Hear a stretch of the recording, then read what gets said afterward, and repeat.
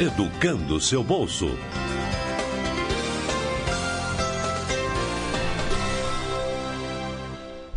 O número de MEIs, microempreendedores individuais, vem crescendo cada vez mais no Brasil. Segundo dados do Portal do Empreendedor, em novembro de 2016 eram 6,5 milhões de MEIs no país, e em novembro de 2019 esse número já era cerca de 9,2 milhões. Nesse episódio, iremos ajudar quem é MEI, ou quem quer se tornar um, dando dicas de como abrir e falando sobre estratégias para tornar o seu negócio mais lucrativo e mais estável diante das mudanças do setor econômico. Eu sou a Maju Bamberg e você vai acompanhar a seguir trechos da entrevista com Carlos Nascimento, um especialista em marketing digital e palestrante do Sebrae, que deu algumas dicas sobre como planejar, viabilizar e executar estratégias de marketing para o seu negócio. Antes disso, vale lembrar um ponto. Nós temos aqui no blog um podcast que explica com detalhes como abrir um MEI. É o podcast número 285. O conteúdo que temos é uma espécie de passo a passo, então se você estiver interessado, não deixe de ouvir depois que acabar esse episódio.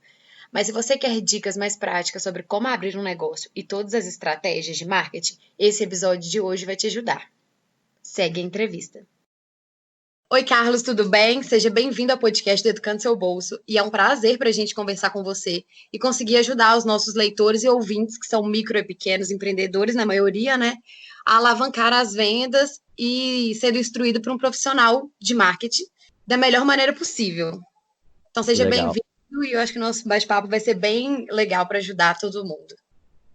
Com certeza, Maju. Eu que primeiramente agradeço o convite do Educando Seu Bolso. Estou muito feliz de contribuir com o blog, com o site de vocês. Eu particularmente sou apaixonado aí por esse perfil de micro, pequeno empreendedor. Então, vamos fazer esse bate-papo aqui. O momento está complicado para esse grupo específico de empresário. Então, eu acho que tudo que a gente puder produzir de conteúdo para ajudar vai ser bem importante.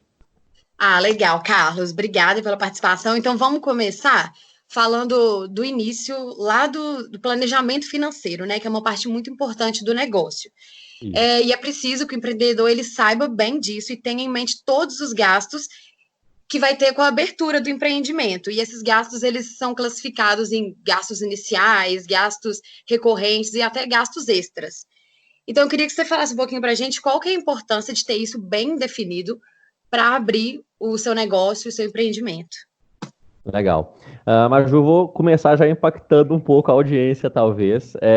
Mas o grande motivo para você ter um planejamento financeiro já estruturado desde o começo, a resposta é simples. É para que você não quebre o seu negócio logo de cara. Existe uma estatística do próprio Sebrae falando sobre isso, que hoje mais de 50% das empresas fecham as portas antes do segundo ano de vida, e o principal motivo disso acontecer é a falta de planejamento financeiro, certo? Então, para que você não quebre o seu negócio, mas, claro, para que você também não tenha dores de cabeça, para que você não passe sufoco, principalmente nesses primeiros anos da empresa, que são os primordiais para ela, é muito importante, então, que você faça esse planejamento financeiro e ele parte desde antes de abrir essa empresa. Porque antes de começar esse MEI, é muito importante que você já faça o levantamento de quais gastos vão ser necessários para você iniciar a atividade. Por exemplo, você vai demandar uma estrutura física, você vai precisar comprar que tipo de materiais para você usar no dia a dia. Vai ser necessário contratar algum funcionário inicialmente, o MEI permite essa possibilidade. Enfim, então, ou seja, é muito importante que o microempreendedor ele tenha essa noção de quanto vai ser necessário investir para começar o negócio, para que ele tenha ciência se ele vai ter esse capital para fazer esse início, ou se ele vai precisar de um apoio de um terceiro, seja um banco, seja um investidor, etc. Então é muito importante ter essa noção de quanto vai ser necessário para começar, ok? Claro, E então, para ter uma noção, né, de todos esses gastos, é importante que o microempreendedor ele coloque na ponta do lápis quais serão os gastos fixos e os gastos variáveis, né? Perfeito, exato.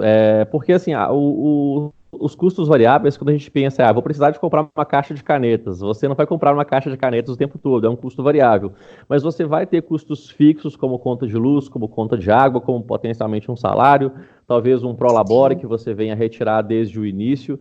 Então é muito importante que você tenha isso, como você disse, Maju, na ponta do lápis. E não precisa ser nada hollywoodiano, não. Pega uma planilha lá do Excel, coloca lá 2 colunas de custos fixos, variáveis, vai elencando lá tudo, não deixa passar nada, o mínimo detalhe, anota, porque tudo isso vai fazer a diferença lá no seu fluxo de caixa no final do mês.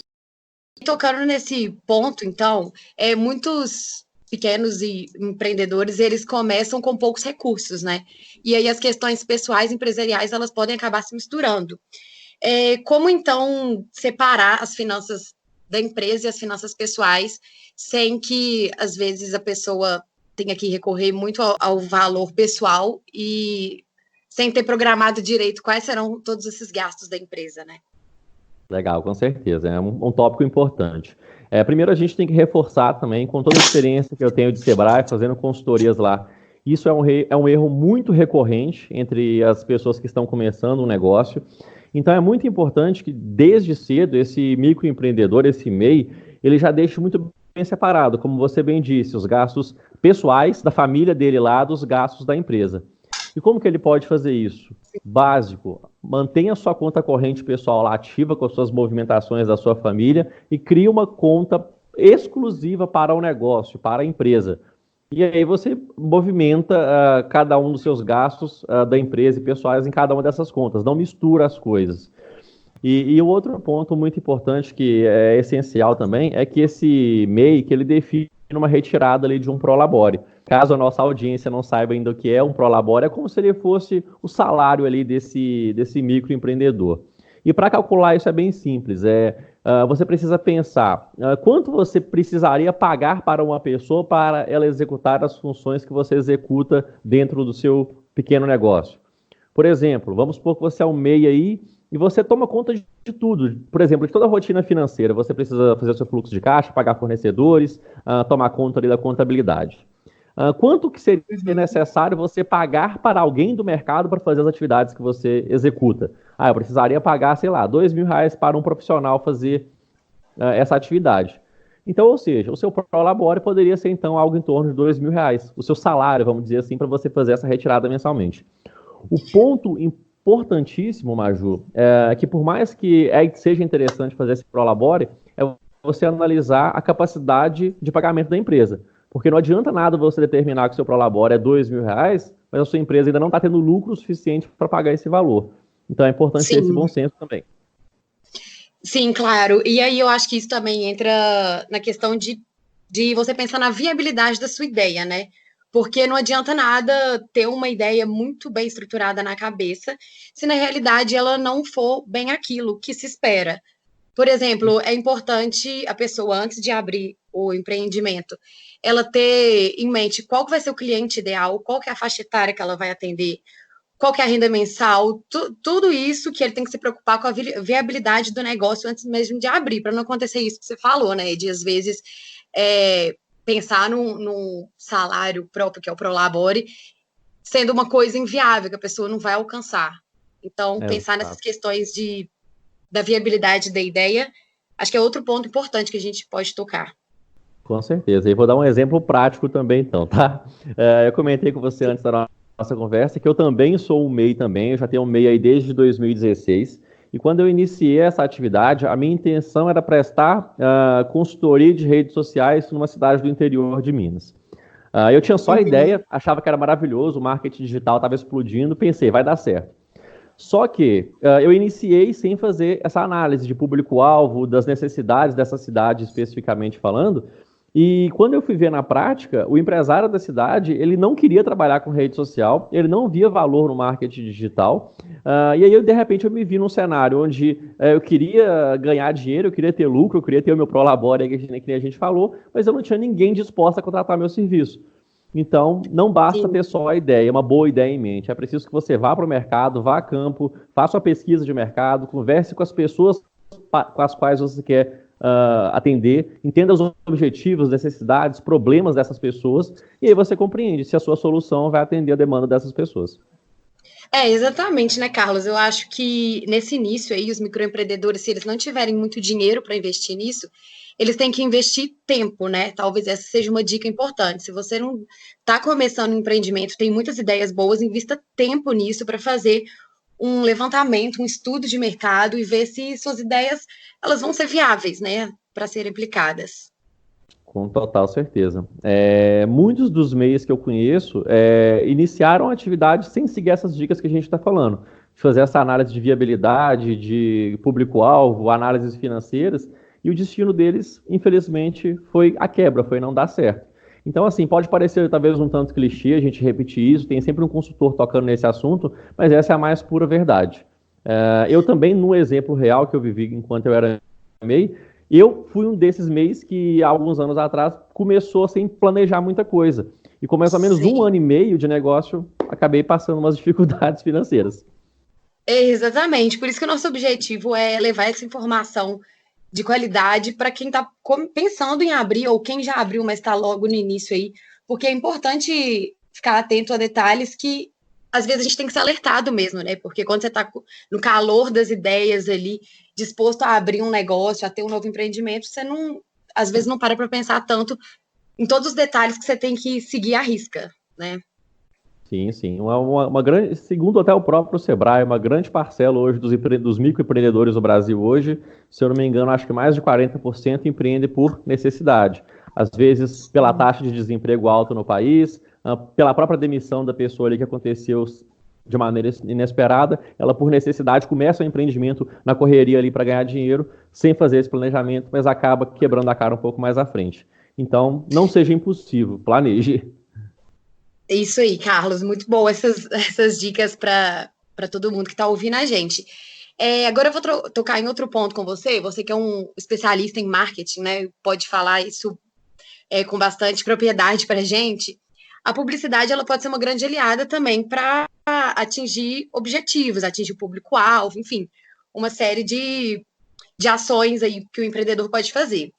Eu queria saber qual que é a melhor maneira de investir em publicidade dentre tantas ferramentas que a gente tem, e algumas delas são gratuitas, né? Então, o microempreendedor também não precisa desembolsar tanto dinheiro para investir em algumas ações de marketing e de publicidade no início. Perfeito, perfeito. Se fosse há 10 anos atrás, quem estivesse começando um negócio precisaria ali fazer outdoor, fazer panfleto, colocar na rádio, enfim, e ter que gastar um valor por isso. A grande vantagem hoje de quem está começando é porque hoje as pessoas têm a internet. E como você disse, tem uma infinidade de ferramentas gratuitas. Hoje você pode criar uma conta no Facebook, no Instagram, no LinkedIn, você pode criar um blog, um site, tudo isso de maneira gratuita para que você consiga expor o seu produto. E isso é extremamente importante, porque quem não é visto não é lembrado. Então, se você não divulga o seu negócio, se você não faz publicidade, as pessoas não vão saber que ele existe. Então, é necessário sim. Sim, muito bem lembrado, né? Isso que você falou, quem não é visto não é lembrado. Então, a gente tem que usar a tecnologia e a internet a nosso favor, a favor do microempreendedor, de quem precisa divulgar, de fato, o seu trabalho, né? Com certeza. E a gente está passando por um momento agora curioso, né, Maju? Porque a gente está aí em tempos de coronavírus, essa pandemia toda acontecendo. Os canais tradicionais de comunicação, por mais que sejam efetivos, estão ficando um pouco para trás. Agora está com muito foco no online, né? Na questão dos aplicativos, das buscas no Google, etc.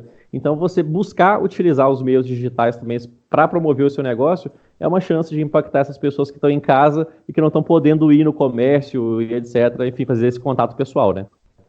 Exatamente, Carlos. E entrando nesse assunto, agora, né, com esse momento que a gente está vivendo, de pandemia e de isolamento social, muitos microempreendedores vão ter que recorrer a ações online, a ações digitais.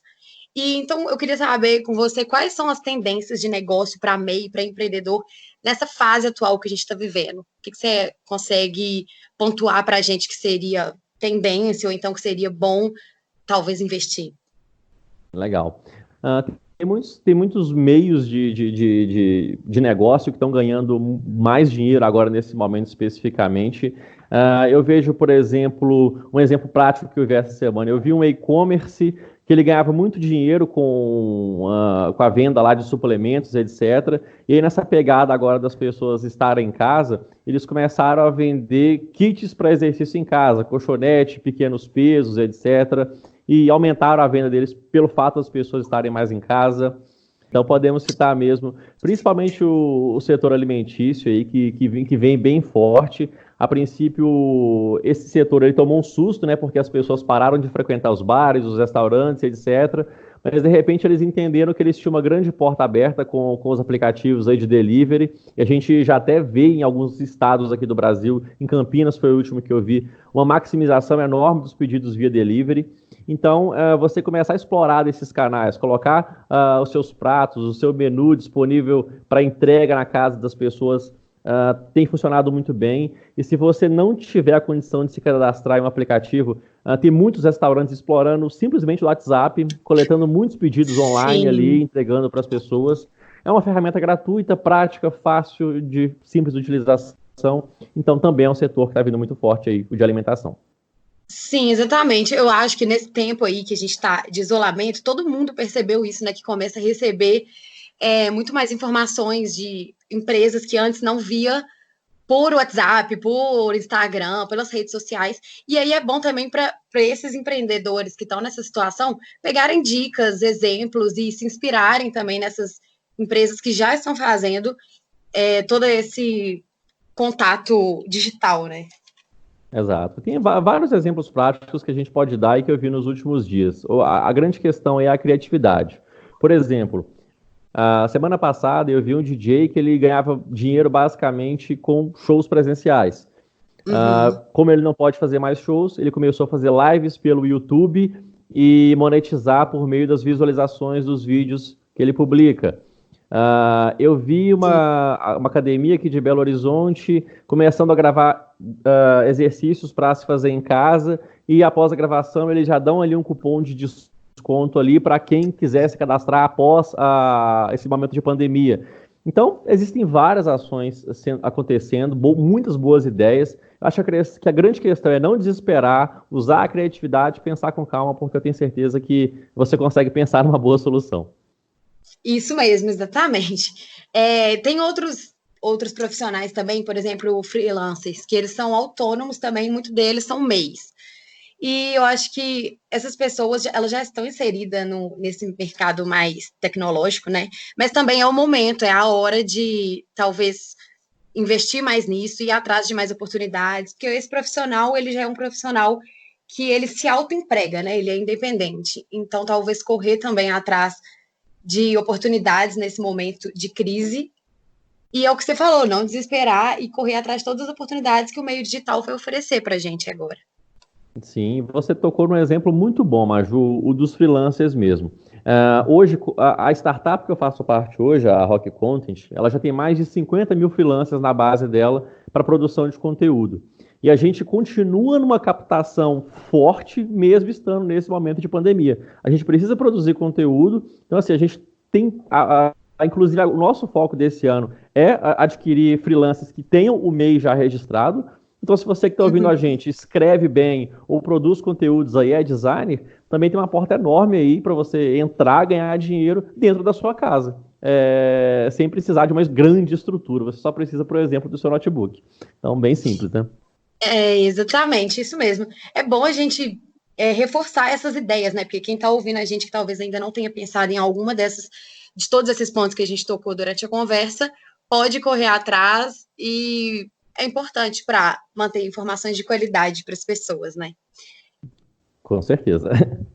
Então é isso, Carlos. Eu acho que tudo isso que a gente conversou, essas dicas que a gente deu para todos os ouvintes e leitores também, elas foram muito importantes.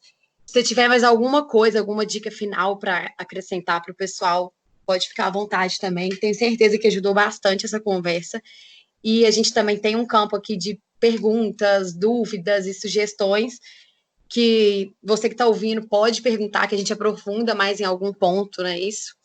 Então, de uma maneira geral, agradeço muito a sua participação e se tiver mais algum ponto que você queira tocar, pode falar aí para a gente, que informação é sempre bom, nunca é demais. Legal, Maju. Eu que agradeço novamente pela participação. Só queria dar duas dicas finais aí para a gente encerrar. A primeira delas é, nesse momento de crise, agora eu acho que um grande ponto importantíssimo é a capacitação. Se você está com um tempinho mais livre, aí, se o seu negócio não está parado temporariamente, se capacite. E a grande vantagem desse momento é que tem várias empresas que elas estão disponibilizando cursos que antes eram pagos gratuitamente, justamente para auxiliar o meio, o outro empreendedor que precisa, enfim, se Sim. preparar mais para o mercado. A própria Rock Content mesmo, como eu comentei, liberou vários cursos aí de branding, customer success, marketing digital, todos eles estão gratuitos agora durante esse mês de abril.